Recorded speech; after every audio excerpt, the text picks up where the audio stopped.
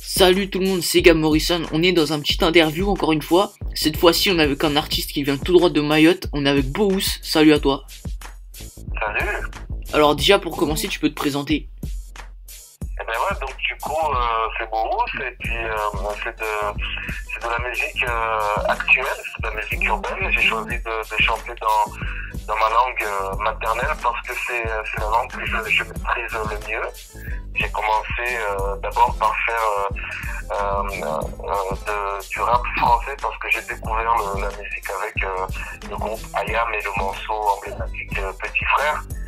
Et petit à petit, j'ai commencé à travailler un peu l'écriture et à comprendre un peu comment fonctionne la création musicale. Et puis, en rentrant dans mon pays après plusieurs années à l'extérieur, j'ai compris que c'était ma langue que j'avais envie de défendre, mais que j'étais ouvert à la langue française et que d'ailleurs je suis en train de parler en français parce que je défends mon projet en français. Donc voilà quoi, une génération jeune, pas sacrifiée mais éveillée et de notre petite île là-bas dans l'océan Indien, c'est la musique urbaine est présente et c'est la musique qui me ressemble et c'est pour ça que j'ai choisi de faire du hip-hop. Voilà. Ok d'accord, alors déjà pourquoi avoir choisi le nom Boous? Donc c'est très simple, moi je m'appelle Oussam, donc j'ai coupé un peu mon nom pour garder un peu quand même une certaine cohérence avec ce que je suis. Donc du coup j'ai enlevé le A et le M, donc j'ai gardé Ous en référence à la musique électronique, la house et j'ai rajouté Beau parce que ma mère m'a dit que j'étais tout simplement beau en fait. Et elle voulait que je marque B-E-A-U-X, mais c'est trop long sur une affiche, donc j'ai mis un O à la place et puis j'ai mis Beau Ous quoi, et ça me va très bien. Ok d'accord, alors sinon est-ce que tu as déjà fait des clips ou alors est-ce que tu vas en faire en préparation ou d'autres trucs comme ça? Donc alors moi par rapport à mon parcours, moi j'ai un déficit d'image, c'est normal parce que qui dit clip dit moyens techniques et dit organisation. Donc j'ai fait un clip parce que à cet instant-là il y avait des moyens pour pouvoir le faire. Mais dans le cadre de mon développement artistique, la réalisation de clips fait partie de mes objectifs, c'est-à-dire que de commencer à travailler les clips pour pouvoir mettre une image sur ma musique. Et puisque je chante dans ma langue maternelle, il faut qu'on prenne le temps de raconter des histoires à travers ces vidéos. Donc c'est du travail, quoi. Il faut prendre le temps. Je suis pas dégoûté d'en avoir fait qu'un seul, au contraire, je pense que j'ai de la marge pour pouvoir en attaquer plusieurs et avancer et commencer à réduire le déficit d'image. Voilà. Ok d'accord, et tu peux nous dire le nom du clip que t'as fait, qu'on regarde un peu? Donc le clip que j'ai fait c'est Mbare, M-B-A-R-E. M-B-A-R-E. Mbare ça veut dire s'enlacer, ça veut dire accolade quelque part. Donc j'ai fait un clip exprès 4 postales. J'ai réuni mes amis, on a pris un bateau, on est parti à la plage, on a fait des images sous-marines, on s'est réunis en soirée. Je voulais que quand on parle des îles, qu'on ne parle pas que d'immigration ou d'autre chose, mais qu'on puisse aussi parler de ça. Bon, les gens qui me suivent n'ont pas trop compris pourquoi moi qui fais du hip-hop, j'ai choisi de faire un morceau électro, complètement électro et qui parle de soirée, qui parle d'accolade, mais j'avais envie de montrer une image, un morceau léger, quoi. Il n'y a pas de sujet particulier, mais l'idée c'était de donner une photographie de manière à montrer cette partie-là aussi. Parce que quand on parle des îles, on parle que des problématiques. Soit c'est la clandestinité, soit c'est l'immigration, soit c'est des problèmes sociaux, donc je voulais montrer ça aussi, quoi. Voilà. Ok d'accord, alors sinon, toi t'as fait des featuring, alors si tu peux un peu en parler aussi. Oui, donc déjà, moi, mes premiers featuring, c'est avec mes frères, mes collaborateurs de Mayotte et plus largement des Comores. Je pourrais citer Hadji MC, Je pourrais citer Gaubois, je pourrais citer Cheikh MC. J'ai eu l'opportunité à un moment donné de faire un feat avec Camnouz, de Rapodrome. Ça c'est Camnouz était venu à Mayotte pour un concert et on a eu l'occasion de se rencontrer et on a pu travailler un morceau ensemble. Mais sinon, c'est essentiellement des collaborations locaux, quoi. Voilà. Ok, d'accord. Alors sinon, quels sont les artistes qui t'influencent le plus dans la musique? Moi, les artistes qui m'influencent le plus dans la musique, déjà, je parlerai de génération. Je parlerai d'abord de l'époque IAM et NTM parce que c'est une musique qui interpelle les gens. Après, je parlerai de Youssoupha parce que il représente l'indépendance du rap français et la liberté de parole, quoi. Et puis, je dirais dans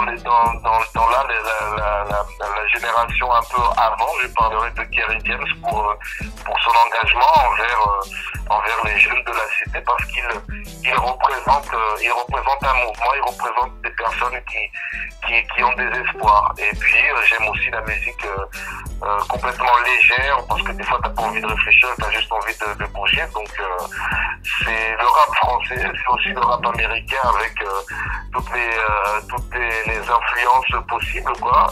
Et puis j'aime grosso modo la musique de manière générale parce que je m'intéresse à un côté un peu plus instrumentiste, quoi. C'est-à-dire toutes les musiques, guitare, tout ça, tous ces instruments de musique qui rajoutent vraiment une autre dimension. Et d'ailleurs, parmi les formules que j'ai de live, j'ai pu avoir l'opportunité de pouvoir jouer, c'était au Maroc, de jouer avec des musiciens. J'ai un ordinateur qui balance des samples et il y a un batteur, un bassiste et un guitariste par-dessus et du coup ça rajoute une autre dimension. Donc grosso modo, je suis influencé par le hip-hop de manière générale et la musique de manière un peu plus universelle parce que si j'aime la musique, je ne peux pas aimer que le rap, quoi. Voilà. Ok, d'accord. Alors sinon, est-ce que tu as déjà sorti des projets ou alors est-ce qu'il y en a des futurs projets qui sont prévus? Alors moi, j'ai sorti une première mixtape en autoproduction en 2008. À partir de 2009, j'ai rencontré un producteur, c'est D-Nice Productions. On a produit une réédition de mon premier projet. Ensuite, on a réalisé un album qui s'appelle Shimao Eto. Ça signifie seulement Shimao. C'est à partir de là que j'ai commencé à trouver mon projet de chanter dans ma langue. De toute manière, c'est disponible sur Internet. Si t'as beau, normalement, t'es censé tomber sur 2-3 choses. Et puis, là, aujourd'hui, je suis en train de réfléchir à 2 choses. La première chose, c'est un album. L'album, je pense qu'il sortira peut-être, on se laisse peut-être 2 ans pour finir. Mais là, j'ai envie de sortir une mixtape l'année prochaine.